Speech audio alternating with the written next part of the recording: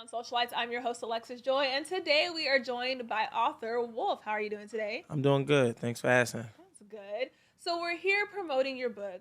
Very controversial title, Cheating is Not Cheating. Yeah. Tell us, before we even go into it, where does that title come from? Because I know I looked at it and was like, yes, it is. So tell us where that came from. Yeah, it's actually crazy because like I already knew that most people would view the title and like think the exact same thing. But it came from it just being a fact. Like cheating is really not cheating. But I think that people, they tend to make the assumption that I'm about to like justify cheating or I'm about to, give a bunch of BS on, why it's okay to cheat. But it's not one page in my book that justifies cheating. But the title is still a fact, regardless of that. Yeah, and now what made you want to go into writing? Let's bring it all back. Where does it start from? So I would say like if I had to reflect on like when I began writing, I always was told, like even as a child, like that I was able to captivate readers. I didn't even know what the word meant when I heard it. Like that's how young I was when my second and third grade teachers would say like, you know what I mean, like my writing style was like interesting. Like they would always say that. And then like just like throughout the course of life, I think it just kind of followed me because like I took journalism in high school. I majored in English when I was in college. So it was like I always felt myself writing. I revised papers for money in college, just different stuff like that. And then I was a rapper as well. So I tried poetry. I did music for a while. So like I always had a passion for writing. I wrote scripts, you know what I mean? In the past we put like a web show where like me and my brother, we partnered up and we wrote the script. So I still got scripts like in my notes or in my computer and different things like that I wrote or even script I did. So I would say like I always had a passion for it. But becoming an author was something that just kind of like chose me. You know what I mean? Because it wasn't something I ever saw myself doing. Like, honestly, like, I didn't even start reading books until last year. I haven't read a book outside of college until last year because I always thought it was boring or, I didn't have the time to. I just always thought I would have to slow my life down and just pick up a book. But, I found a passion for reading. And then I started to realize, like, all of the information was in a book. And like, you would think that from textbooks, but I'm like, nah, like the information that like captivates me is not in the textbook, it's in these books that's written by authors, you know what I mean? So I said, what's the best way to get my message across? I talk to a lot of people, like, you know what I mean? I'm articulate, I love speaking, but I said, I want something that'll be around just as long as, maybe a video, but better because I can have a conversation with somebody through text. Yeah. So, it kind of came about like that, just wanting to be able to have a legacy that exceeded me, the people that I can touch. You know what I mean? This book can have a conversation with a million people at once without me physically having to be there. So I just wanted to get my message across. Absolutely. Now, in the book, you go by Wolf. Yeah. Where does that come from? So we always me and my friends since forever, we always refer to ourselves as wolves because we always traveled in a pack. Everything we ever did, I was always like the face or like the ambassador for whatever reason. So, like one of my cousins just like always referred to me as Wolf, but it never really stuck because I was still going by name. My name is Naeem, but most people call me Nah. So I was still going by that. But it wasn't until I was like doing a rebrand, trying to detach myself from my rap career. You know what I mean? Then wolf just kind of stuck. And then it's like if you had to pick a spirit animal, I would say that, a wolf is a reflection of us. Like I said, we travel in a pack, they moving by unity, loyalty, love, you know what I mean? Leadership and just different characteristics and things like that. And just the way they operate. Like I always tell people you might see a lion and a tiger in a circus, but you'll never see a wolf in a circus. You know what I mean? So I feel like I'm never going to be a part of like, what goes on in that type of realm. So I just felt like we are wolves reflect us and we reflect them. Yeah. Now, when you ventured into becoming an author, this group of, your group of friends, were they the ones that were really supportive? And like, what did they say when you told them like, yo, man, I'm gonna write a book and it's gonna be called Cheating is Not Cheating? So the title came last. Like, they was all for me writing the book. Like, it was like always, they believe in everything I do. Like, you know what I mean? Like, one thing I will say is like the people I'm surrounded by, like everything I ever wanted to do, like I've always been supported, like from transition. And you know what I'm saying? I transitioned a lot, like just through many endeavors of trying to find myself. They've been with me through every process. So if I say whatever, I'm trying to start whatever, they're going to back it. You know what I mean? But like, in particular, they was pushing it because they knew. They was like, yeah, that's what I see for you. Like, you know what I mean? At the level that you at. Because, like, I was able to sustain success locally with music. Yeah. But it's like, for us to go to that next level and just us maturing as, like, people and just, like, where we developing into as entrepreneurs or different things like that, I see that for you, you know what I mean? So they was, like, all on board and they just pushed it. And I even made a vow to them to finish it, you know what I'm saying? Because, like, I could have started it and then, like, the Sagittarius in me could have kicked in. And I could have was like, all right, you know what? I want to try something else. But I'm a man of my word. I gave them my word. They're going to hold me to it. They hold me accountable. So, we already knew, like, we know how we feel about this product. You know what I mean? As for the title, They ain't care what I titled it. I'm be honest, but when they heard cheating, they know I'm a marketer. They know like when it comes to like being able to grab people with like different stuff like that. They know like that I'm gonna go in. You know what I mean? And they like, yeah, that's it. You know what I'm saying? They knew it was gonna catch people. Definitely. I mean, it's all about, when you're walking through Barnes and Noble, you're looking through Amazon, you're going to see cheating is not cheating and be like, oh, time out. I want to get into this. I want to read what this is about. Yeah. So at the very beginning of the book, you talk a lot about, the reason that you wanted to do this is because you could have a conversation with somebody and, defute the purpose that like cheating is not cheating in an aspect that most people don't consider. Yeah, exactly. So tell us a little bit about what you mean by that. So basically, I say like, before I even get into why I say cheating and not cheating, like you said in the beginning, I say I found myself having this conversation, and it'll just be a difference in perspective in the beginning, only for them to, then agree at the end when I break it down. Because like I said, most people hear the statement and they think like I'm saying like, you can cheat. Right. But it's more so me saying like, the way it's viewed is perspective and subjective. So with that being the case, it's like we cannot put a universal law on what cheating is. So your definition of cheating and my definition of cheating might be relatively different based on our preference as people. Yeah. So when I sit down with people and I had that conversation with them, and even when I ask them what do they consider to be cheating, for one, most people don't ask themselves that question. Right. They kind of go off what society deemed to be cheating, and a lot of stuff really don't bother you. So I feel like if something doesn't affect me, if it doesn't bother me, then I'm not going to allow that to disrupt my energy or allow it into my realm.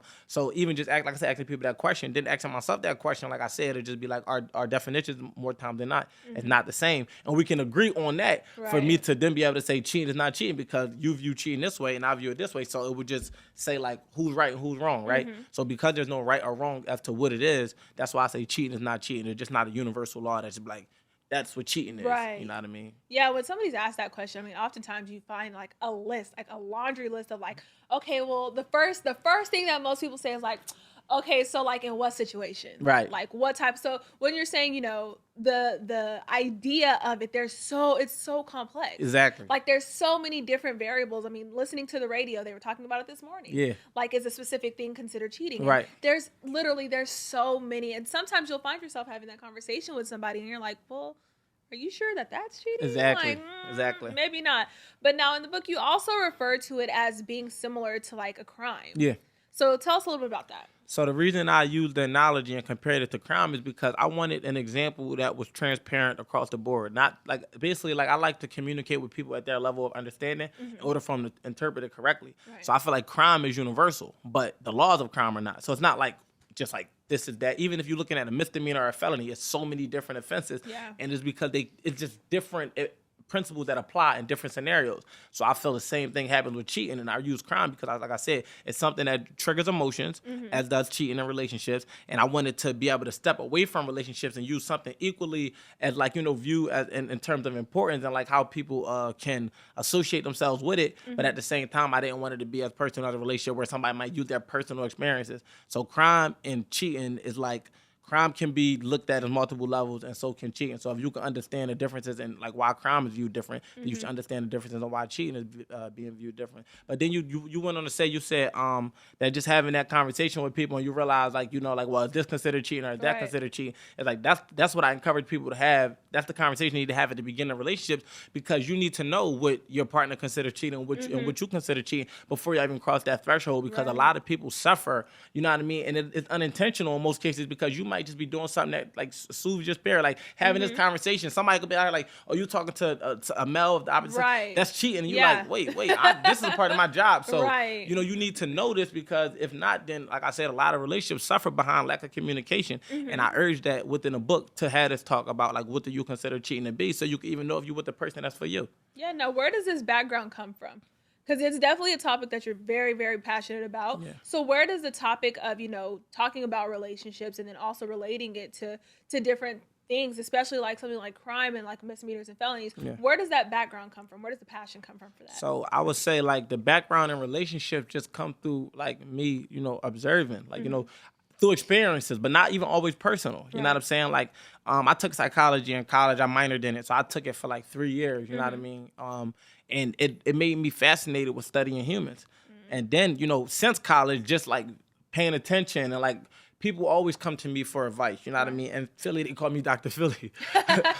They always come to me, whether it be for marriages or just relationships or just life in general. So it's like that right there is where like, the wisdom comes from. And then like as far as like just the background and like even like understanding crime, like I've been in a system, like, You know what I mean? I have family members that went through the system. I watched a ton of crime shows, and it just it's fascinating. So for a reader, it's like we all love like things that are suspenseful and Right. thrilling. You know what I mean? So that's captivating in itself. So I know crime like it holds that. And like I said, it's something that's universal, but it's not universally stated as like one thing. So it's Right. like because of that, I wanted to broaden the perspective on cheating, so we won't just try to categorize it like it just simply said like.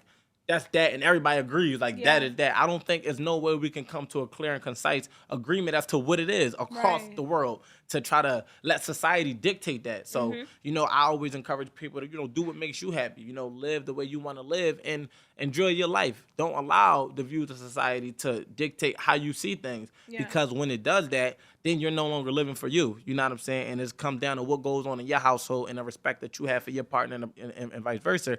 But that's the only thing that matters.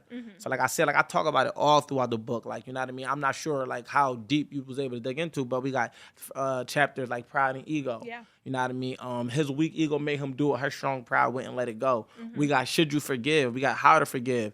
I explain the differences in men and women cheating. I explain double standards because like we try to act like double standards don't exist, but half of everything in society is predicated on double standards. All of everything you can think about is a double standard too. So with that being the case, it's like when it comes to relationships, that's where we try to eliminate it. Yeah. And it's like, well, we got to eliminate one. No, we got to eliminate all. There's no way you can just be like, oh, I want to be for this and not for that. It's like either you pro or you not. So with that being the case, it's like I describe all of these different things in the book because I want people to understand. The book in total is about understanding. It's a guide to understanding. I say a man's nature, but in reality, it's just human nature. And I feel like if we can understand ourselves as men, then we can be better for our women. And then if I can help women understand men and how they interact with men, then they can be better, and then we can create healthier relationships. Absolutely. Now, in this book, you definitely hit on, the topics of both men and women. Yeah. And a lot of times when couples or people who are in relationships like to or want to get into relationships, pick up a book in terms of like, trying to get some help on relationship advice, they only see one side. Right. So why do you think it's important for you to hit both sides as opposed to just hitting like the male side because you are a man, or like the female side because you see it from the male perspective? Because I wanted it to be as unbiased as possible, right? So I wanted to make sure that, and then like it's about self-reflection. So I didn't want to point the finger. I'm not a fan of pointing the finger. I don't like it's your fault. It's your fault. I like to look internalized because I feel like the true work always needs to be done under the hood. So in order to have both man and woman, reflect, I had to go from both perspectives. Yeah. And then I wanted so it's like this, right? When you're emotionally connected to a situation, it impairs your judgment. So a lot of these conversations are conversations that happen, between boyfriend and girlfriend, husband and wife, but they kind of go over the head because when you're emotionally attached to a situation, like sometimes you might close your ears to it or, just turn a blind eye. So for me being like that person that sits talking from hindsight, whereas though I'm a man, so you can receive it from a woman's point of view and be like, oh, okay, this is what my man was saying. Or then, me being a man, but talking to a man like, listen, like this is what your girl trying to say, but not actually having that conversation. It allows for people to see it from the opposite perspective and then come to it with a level of understanding so they could be healthier for the relationship. Absolutely. Now, when writing this, did you console any of your female friends?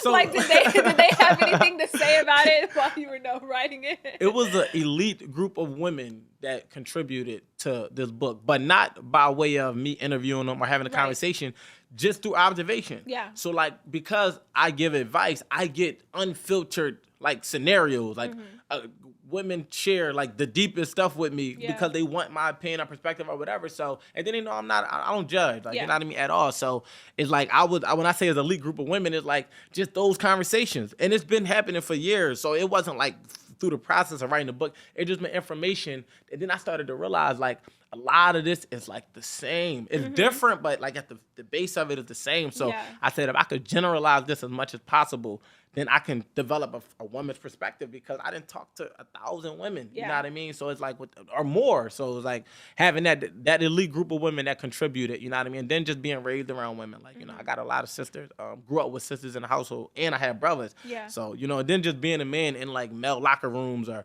sports teams or just being a man itself, you know what I mean, being in these different environments. So it's like I was able to develop my perspective from a man personally because I lived amongst men, with men, and then from women, just conversations and like I said, getting that unfiltered that it's like it's nothing better when you getting it. They giving it to you straight. Right. You know what I mean? Versus talking to a girl like you're dealing with. You're not getting it straight. You're getting whatever comes out of that filter, and vice versa. So I wanted to be able to remove the filter because I'm not in none of the relationships. Yeah. I'm just over here, just the outsider looking in. Yeah. Yep. Hindsight. So Now, did you take any, or were you able to take any of the personal relationships that you saw with your friends or with your family and apply it to your book? Yeah, all day. Without calling them out? Yeah, definitely. Shoot, I tell the ones like I'm like you had heavy you had a heavy influence over the book. Yeah. Like my own relationships, like dealing because like people always want to know like you're a relationship book, like well how are you in relationships, and like I always tell people I tend to practice what I preach. I never preach being perfect. I just preach being authentic and real. So just like that was always a reflection I learned through my 3 relationships that I was in, and I learned through my friends' relationships. Not at the same time, guys. Not at the same time. Just 3 relationships. No, yeah, no. Not at the same time. No, not at the same time. One ends, another begins. Yeah. And just definitely. So I learned through that, and then definitely I got people that's around me that's married or in marriage, like that relationships that resemble marriage. Just like not on paper, like. And just different things like that, friends being in long-term relationships. And like I said, like they call me Dr. Philly, like in Philly, you know what I mean? For the people that do come to me and confide in me for advice. So it's like I got to see it all. And everybody had like a huge influence over the book because it's like me just like reiterating things that I saw, been through, and then just applying like the psychology of human nature through human studies and just realizing like, yo, we do have a nature. Right. Because I think that that's the biggest, I think that before I even get into like what I feel is the only problem in society, I would just say like a big problem in relationships is the lack of understanding for each other's nature. And people don't even try. Right. Like you try to get to know your girl or a woman might try to get to know her man, but it's like, how much of their nature are you trying to understand? Like, as a man, are you blowing off her emotional side and thinking that she could just skip past it? As a woman, do you think that his ego is something that you can destroy? Right. You know what I mean? Do you see that that's counterproductive? You know what I mean? As far as in like the development of your healthy relationship. So it's like a lot of people don't even understand that. You know what I mean? But I was gonna say about the biggest problem in society, I just think is ignorance. Yeah. So, we fear what we don't know. We dislike what we don't know. Everything comes down to perspective. And when you don't get the other perspective, you tend to have hatred towards it. You know what I mean? So I think that that's the only problem in society is just ignorance. And when we educate ourselves, because on whatever, literally you thought any topic, you become more knowledgeable on it, you respect that topic. Regardless if you make it a part of your views, regardless if you make it a part of your beliefs, you respect it. And when you have respect for something, you don't disrespect it. You disrespect anything you don't understand. So that's where ignorance becomes like the only problem that I feel like it just messes up the whole entire world. Yeah. Now, would you call this a relationship book? Or would you call this, because you spoke a little bit about just being a human. Yeah, yep. Would you call this something that people who are looking to be in a relationship or want to be in a relationship in terms of like a emotional like relationship, or would you say just personal relationships? I think it's transparent. I think that even if like the examples might be like predicated on a relationship, I think that you can, because life is a relationship, right? Yeah. Like from cousins to brothers to sisters, like so it's like because you understand the human nature, you might get something like, oh, that's why my sister did that, you know what I mean, or that's why my brother was acting like that, because I tap into things that's like universal within the human nature, you know what I mean? So I wouldn't just consider a relationship book, but if you're in one, it can strengthen it. Yeah. If you're not in one, it could prepare you for it. If you just got out of one, it could help you forgive, which is huge because so many people are carrying hurt and they suffering because they have yet to heal from things that happened in the past. And it's like I always tell people, if you look at your life and you look at it like you're driving on an expressway, and you got your eyes in the rear view, what's going to happen?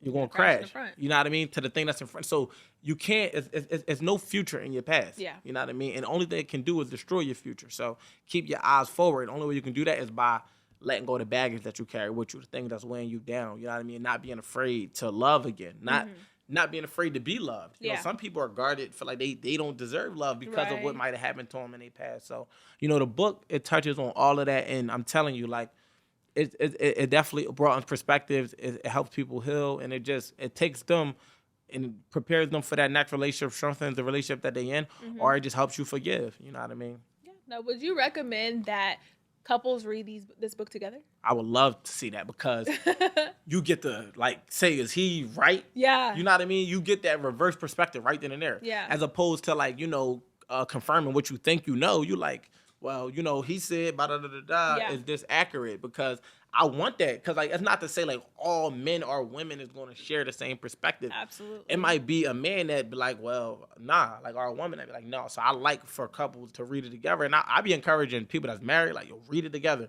like over dinner. Because it's intriguing. I ask questions that you have to ask your partner. You do. You have to ask them. So it's like you can't get away from it. So if I got a partner, I'm with her and we having a conversation, it's like this book gives me the dialogue. Like, yo, this is what we're gonna be talking about. Because I want to know what you think about this. Right. What's your views? So many relationships start and people don't have important conversations. Like outside of just like, I'm talking about beliefs. I'm talking about whatever you stand for, morals and values and things like that. You just look at somebody's personality, like, I like this person. Like, I want to get to know them, but they only showing you what they want you to see. But when you ask certain questions, sometimes it make them think. Yeah. You know what I mean? So that's what this book is definitely like. It influences you to do. Yeah, and then one thing in the book that you do is you keep it really conversational. You don't point, like you said, you don't point the finger at somebody saying like, you did this to cause this reaction or you did that to, and it's refreshing because when people read, books about relationships, they expect it to be like, I knew this was right. I knew. So it's not, reading it, it's not coming at that. Yeah. It's something where you can, like you said, reflect on your own personal self. And that's the thing that you have to do in relationships. You have to reflect on, what is it that you're doing that affects whoever your partner is. 100%. Yeah. Now, after this book, do you plan on having a part 2? Do you plan on going, deeper into some of the topics, taking each chapter and maybe dividing it into a different book? Look at me giving you ideas. It's so funny that you say that because, like, definitely with, like, chapters like Pride and Ego, Forgiveness, people want, like, my supporters want a book on that. They're like, you gotta, like, delve deeper into that because, like, it's so important.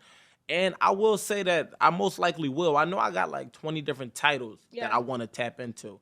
I haven't determined what direction I want to go into because like it's so many different relationship books I can write, but I also want to get into self-help books too. So I'm allowing like this book to run its course, and then I'm kind of seeing where it take me. But I'm loaded up with material as for what direction I might want to go in. But as far as in a definite direction, I didn't determine it yet. But I was asked like by one of my peers, like, if you did write a part 2, what would it be called? And I probably was like, it'll probably be called Cheating and Still Not Cheating. Because it's still not cheating. Yeah. Now, like you mentioned that you wanted to go into different categories. So what are some of the other, topics that you plan to talk about outside of relationships and outside of, self-help books? So I do want to talk. So all right. So because I don't want to give out my relationship titles. But I will give out this. I do want to write a book about, just like being a black man in America, but not even from like a so when I say being a black man, it's like really just like giving, like, I'm from the hood, like, you know what I mean, like that's why even my tag is first black relationship author from the hood. I grew up in it. I seen it firsthand. I felt like we were misunderstood when I was like, still in that environment. Being able to outgrow that environment, I get to see that environment in hindsight, and I can see like the borders that was put around my mind while being in that environment. So I want to write a book about, coming from there, seeing that how we thought, like how we think and how I thought at the time, the reasons we make certain decisions, the reason I made certain decisions, what I thought was right based on the information that was presented to me. So I want to kind of like allow the world to tap into that mindset of that kid that's on the corner. Because how many people try to understand that kid? They just label us felons or label us animals or label us like criminals or whatever, and not even understand the mindset. So it's like, for me, being outside of that environment and seeing, it's like I'm always going to be a part of the hood because where I come from. But now I represent with a different, on a different platform with like with different beliefs. And I just want to be a reflection for them to be able to look at, like, I can do that too. But I also want the people that I'm being able to tap in with to be able to understand where we come from. So, that's one of the books that I'm gonna write. And I'm not gonna release the title because like I didn't, but I got the title of it and all that. And like I already got the chapter down. I outlined for it, and I know it's gonna help. It's gonna help even broaden the mindset of the people that's still in the hood and like help them see where we were taught wrong. Like what was wrong, like what was wrong about what we thought was right.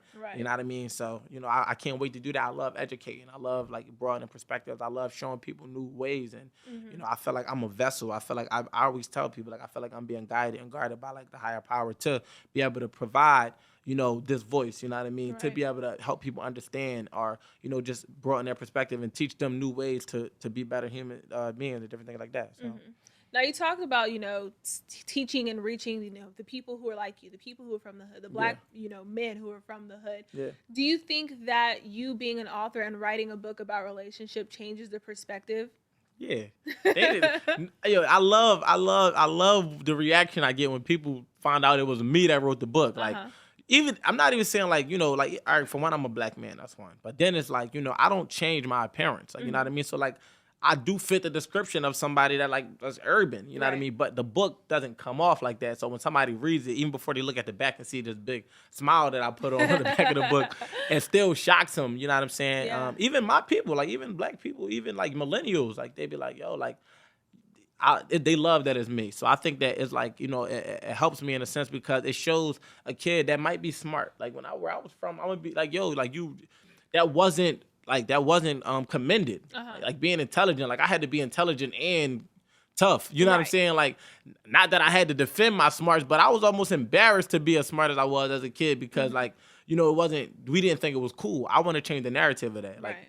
I feel like intelligence is cool. Like ignorance is the only thing that creates problems. So like, why wouldn't we want to get as much knowledge as possible? So if a young boy can, I'm from Philly, so we say young boy. If a young boy can see me and see what I was able to do, like it ain't even got to be him writing or him even Right. being intelligent. It just let them know like, yo, like whatever you want to do, we can do. And it's why I keep my appearance the way it is. Like, I throw a suit on, like I love throwing a suit on, but at the same time, I do love dressing like this because I always told myself like, I come as I am, so Right. this is who I am. I want you to meet me. You know I what mean, that's the only way you can be. You say to yourself, don't judge a book by the Yeah. cover. Exactly. Literally, you Yeah. can't. When people look at it, it's not always about like who's behind it. Of course, it's always a blessing to see who's behind whatever you're reading. Yeah. Especially knowing their life story and hearing where they come from. Now you talked a little bit about, reaching the millennials. Yeah. Why do you think that it's important for, these young black men who don't come from, the greatest situation to know that they can grow up and become an author? They can grow up and,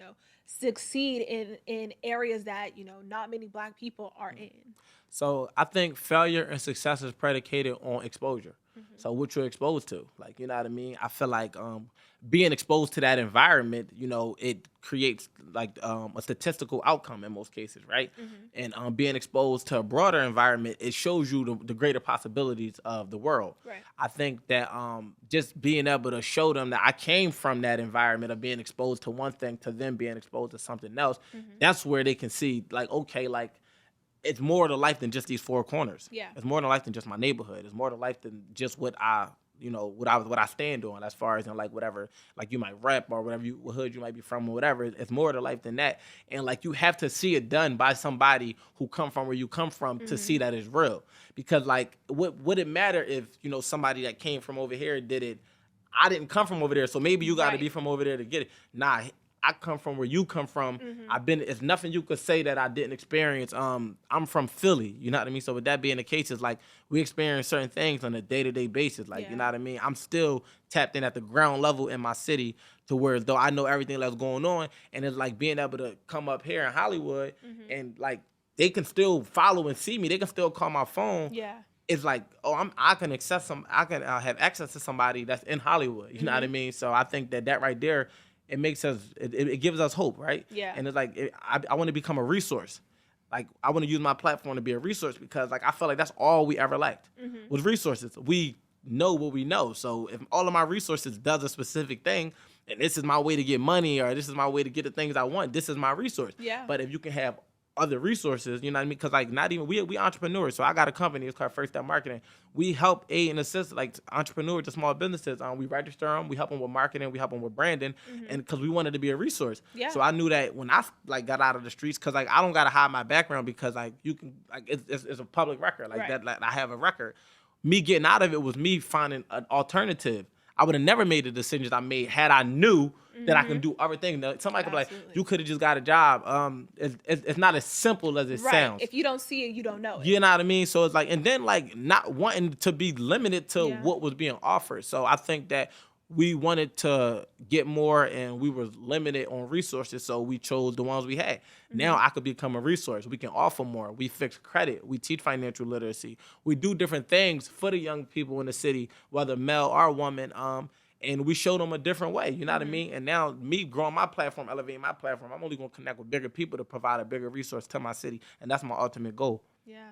Now, do you see yourself going on like book tours and even outside of book tours, Mhm. hosting some type of seminar Mhm. for some type of relationship seminar or anything like that? Yeah, so I definitely plan to do that, and I think that as a result of the unfortunate event with 2020 and COVID-19, and just this being like a tragic year, Mm-hmm. I just think it threw everything off. But what I will say is it's preparing me. Like Yeah.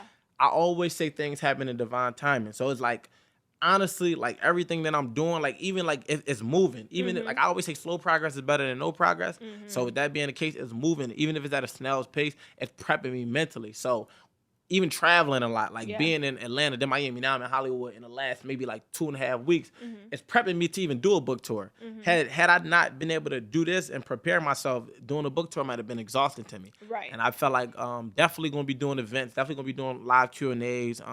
I always go on Instagram Live. I'm down to answer questions and just like, be as available as I can for the people, you know what I Mm-hmm. mean? Just being able to help them. And if I could do a book tour and ever hear this message, I want to help and heal as many people as possible. I go wherever I got to go. Wherever God put me, I'm Mm-hmm. going. You know what I Yeah. mean? And it's an important message from a Black man, you guys. So tell these people where they can read your book, where they can get it. Yeah, I actually did bring a copy of the book with me. I signed it to the entire team at Hollywood Unlocked Oh, because I nice. appreciate y'all. Definitely, I appreciate this opportunity. You know what I mean? I appreciate everything. You know what I mean? So I definitely wanted to get y'all a signed copy by me. Thank you so Don't laugh at my much. handwriting. I'm an No, it's author. all good. It's Uh, all good. yeah, my It's John about the Hancock ain't the best. message. Yeah. It's about the message that's the Nah, most. yeah, I'm joking. I love my handwriting, even though I write like a doctor. But with that being said, yeah, you can find it on Amazon, Barnes and Noble. My website, if you want all the proceeds to either go to me or my nonprofit, which is called Men to Heal, which I focus on healing Black men or just men, minority men, men in general, but I do focus on minority men Hmm. and healing them with PTSD by giving them outlets to be able to whether vent or confide or just like take off that manly mask that might be wore or just provide activities for them to release stress. So, Yeah. if you go to my website, thewolfhasspoken.com, you could donate to the charity and buy the book, or you can just purchase the book, or like I said, Amazon, Barnes and Noble, the book patch. It's so many. It just Google it. It's just there. Like it's so many different links that you can use to purchase the book. But if you wanted to go directly to me, it's my website, thewolfhasspoken.com, and you can either buy the book or donate to the charity and do both. So I appreciate y'all. And definitely, I'm trying to think of anything I want to leave them with. Yeah, just if you is watching this, definitely challenge yourself. I feel like you have to challenge the thing that you think you know already in order to process new information. I feel like we always try to defend our right to be wrong. Hmm. In certain instances, are we holding on to our personal, passionate opinions? Yeah. You know what I mean? And I think that if we want to grow as a society, we have to challenge the information that was given to us because the first thing that you was taught isn't always right. And if I didn't allow myself to learn, then I wouldn't even be able to transfer this information to y'all because I would have been making decisions that I wouldn't allow me to be here right now. Hmm. So with that being the case, I always challenge myself. I grow every day. Like, the person that's having this interview is going to grow in a week. You Yeah. know what I mean? I'm going to be a relatively new person behind my growth. And like, I'm always interested in just learning about new things. I always say that the smartest people are the ones that know that they don't know everything. You know what I Hmm. mean? But I still want to learn as much as possible. So Absolutely. There's so much that you can learn. You yeah, never stop learning. yeah. So for everybody out there who's in a relationship, looking to be in a relationship, or just wants to, better themselves in relationships personally, not even in terms of like, boyfriend, girlfriend, married or non-married, anything like that, definitely check out this book. Cheating is not cheating. You will not regret it. Yeah. So thank you so much, Wolf. We really appreciate you stopping by to speak with Hollywood Unlocked. Thank y'all so much for having me. And this won't be the last time y'all see me. Appreciate y'all. This won't be the last time y'all gonna see me. Thank you all so much.